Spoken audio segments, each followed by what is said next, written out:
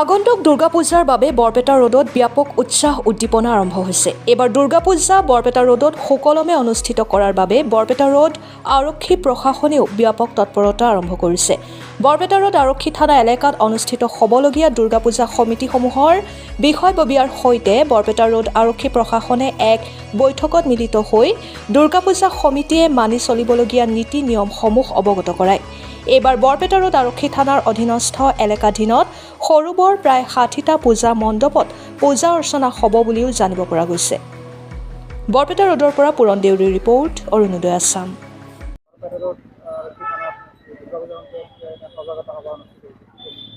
হয়, আমাৰ বৰপেটা জিলা প্ৰশাসন আৰু আমাৰ বৰপেটা ৰোড আৰক্ষী প্ৰশাসনে যৌথভাৱে আজিৰ এক আগন্তুক যি শাৰদীয় দুৰ্গোৎসৱ, এই দুৰ্গোৎসৱ সুচাৰুৰূপে কেনেকৈ পৰিচালনা কৰিব পাৰে তাৰ বাবে বিভিন্ন পূজা সমিতিসমূহ একলগ কৰি পেলাই আজি এক সজাগতা সভা অনুষ্ঠিত কৰিলে। আমি থানা নাগৰিক সমিতিৰ সদস্য হিচাপে আৰু পূজা সমিতিৰ বিষয়ববীয়া হিচাপে আজিৰ এই সভাত উপস্থিত থাকিব পাৰিছোঁ। আৰু ইয়াতে উপস্থিত থাকি ভালেই লাগিছে যে প্ৰশাসনে আইন শৃংখলা বজাই ৰখাৰ বাবে আৰু যাতে সুচাৰুৰূপে অসমৰ অন্যতম বৃহৎ যি ধৰ্মীয় অনুষ্ঠান শাৰদীয় দুৰ্গোৎসৱ, এই দুৰ্গোৎসৱ নামনি অসমত উল্লেখযোগ্য এক অনুষ্ঠান বৰপেটা ৰোডত অনুষ্ঠিত হয়।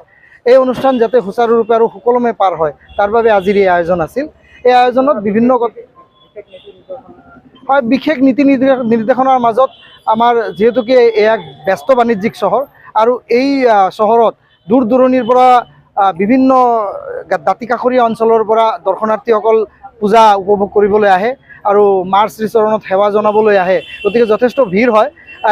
সেই হিচাপত আইন শৃংখলা বজাই ৰাখিবলৈ আৰু যাতে কোনো দুষ্কৃতিয়ে এই ভিৰ ভাৰাক্কাৰ সুযোগ লৈ যাতে কোনো অপৰাধমূলক কাৰ্য সংঘটিত কৰিব নোৱাৰে তাৰ বাবে সকলোকে সজাগ থাকিবলৈ আহ্বান জনোৱা হৈছে। আৰু আমাৰ পূজা সমিতিসমূহ আমিও এই চেগতে আমি সকলোকে আহ্বান জনাইছোঁ যাতে শান্তি শৃংখলা বজাই ৰাখি আৰু মানে উচ্চ স্তৰত মাইক বজাই পেলাই ডিজে বজাই পেলাই এক উশৃংখল পৰিৱেশৰ সৃষ্টি নকৰি আৰু পূজাৰ যি বিধি নিয়মসমূহ আছে সেই পূজাৰ বিধি নিয়মসমূহ মানে মানি চলি পেলাই বাহ্যিকতা আৰু চাক চমক পাহৰি গৈ পেলাই অকল বাহ্যিকতা আৰু চাক চমকক গুৰুত্ব নিদি পূজাৰ বিধি বিধানক গুৰুত্ব দি পেলাই মাৰ পূজা যাতে ভালকৈ হয় আৰু যাতে আমি আইন শৃংখলা সকলোৱে আমি যাতে শান্তিপূৰ্ণভাৱে এই অনুষ্ঠানটো পাৰ কৰিব পাৰোঁ তাৰ বাবে সকলোৱে আমি আগভাগ ল'ব লাগে।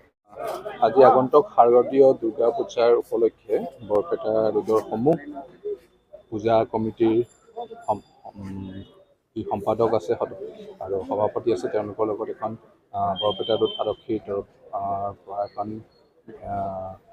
সভা আয়োজন কৰা হৈছিল। এই সভাত আমাৰ বৰনগৰ চাৰ্কুলৰ বিষয়াও উপস্থিত আছিল।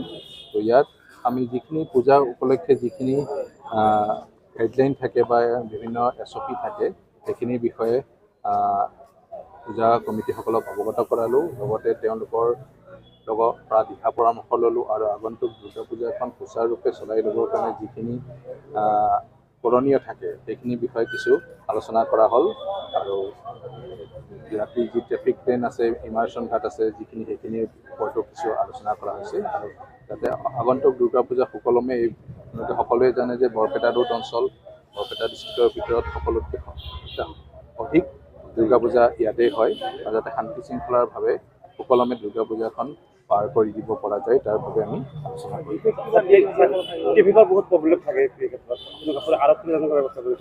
হয়, প্ৰত্যেক দুৰ্গা পূজাতে বৰপেটা ৰোড এৰিয়াৰ কাৰণে টাউন বিশেষকৈ পাৰ্টিকুলাৰলি টাউন এৰিয়াৰ কাৰণে মিউনিচিপালিটি এৰিয়াৰ কাৰণে এটা ট্ৰেফিকৰ এটা প্লেন এটা কৰা হয় এক্সট্ৰাকৈ।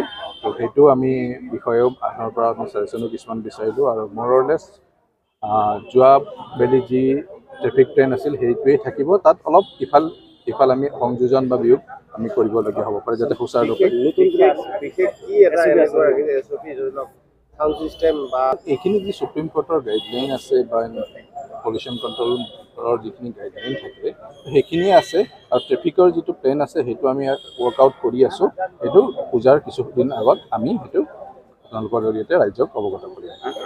সকলো পূজা কমিটিৰ যি কমিটিৰ সদস্যসকল সম্পাদকসকল তেওঁলোকৰ নিশ্চয় আছিল আৰু ইয়াৰ পিছতো তেওঁলোকৰ লগত জিলা প্ৰশাসনৰ তৰফৰ পৰা এখন মিটিং আৰম্ভ হ'ব।